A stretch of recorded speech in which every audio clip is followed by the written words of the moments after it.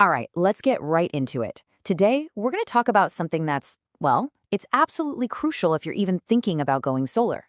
And it's this idea of planning a system, not just for right now, but for the future. So, let me just ask you this right off the bat. Is your solar system really ready for what's next? For your future? It sounds like a simple question, doesn't it? But getting this one right, wow, it can save you so much headache, so much money, and so much frustration down the road. Okay, to really wrap our heads around this, let me introduce you to Sarah. Picture this, she's in her beautiful sun-powered cabin. Her system is working perfectly. It's sized just right for her life today. But she's smart. She's thinking ahead. She's wondering, what happens if we get an electric car? Or what if we decide to install a heat pump? Suddenly, that perfect system, well, it might not feel so perfect anymore, right? And that question Sarah's asking, that's really the core of what we're talking about today. It's the wisdom of planning. It's about shifting your mindset from just, what do I need right now, to what could I possibly need later? I mean, think about it. Life changes, right? It always does. You might add a deep freezer, or maybe you need a new water pump that uses a little more juice.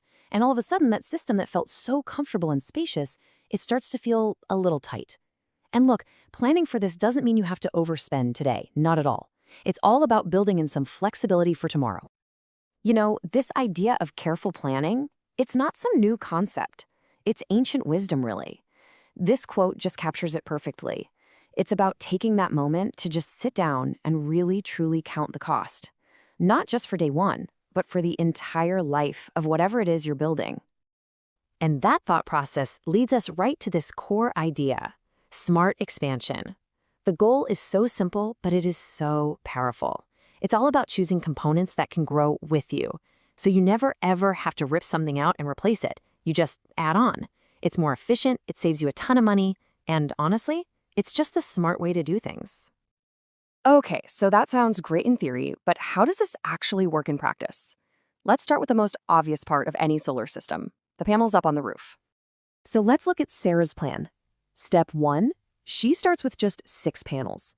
That's about 2.5 kilowatts, which is perfect for her basic, everyday needs.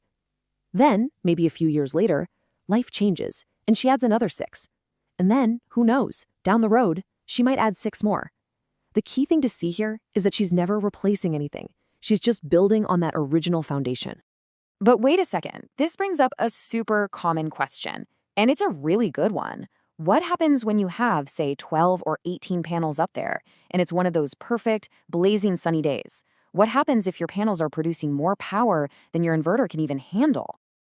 Okay, the answer has a technical name. It's called clipping. And I know, it sounds like a bad thing, but I promise you it's not. It is a completely safe and totally normal thing that happens. All it means is that your inverter says, whoa, that's enough power for now, and it just caps what it's taking from the panels. This only happens for maybe a few hours on the absolute sunniest days of the entire year. So why would you want this to happen? Well, here's the amazing trade-off. Yeah, on that one perfect summer day, your inverter might be maxed out at 100%. But what about on a cloudy day, or in the middle of winter when the sun is weak and low? Look at this. Having those extra panels means you're generating way more power on all those other days. That little bit of clipping is a tiny price to pay for getting so much more energy the rest of the year, right when you need it most. All right, so we've talked panels. Now let's move inside to the heart of the system, really the brains of the whole operation, the inverter and the battery. How do we make sure these are ready to grow? Well, for a place like Sarah's cabin or most small homes, a 5 kVA inverter is pretty much the perfect starting point. You can just think of kVA as a way to measure how much power the inverter can push out at any one time. It's a really solid foundation for a system.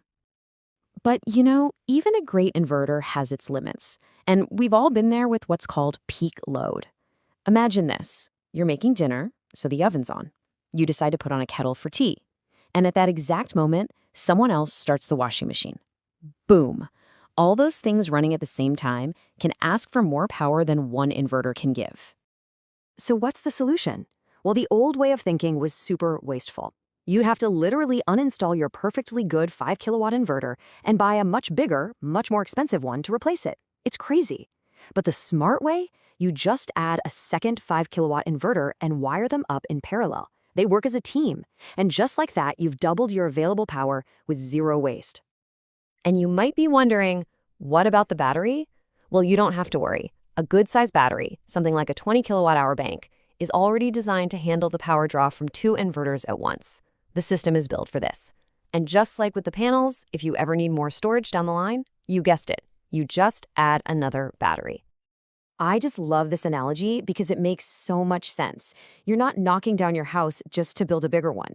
You're simply adding a new room onto a solid foundation that you already built. Nothing gets thrown away. Nothing is wasted.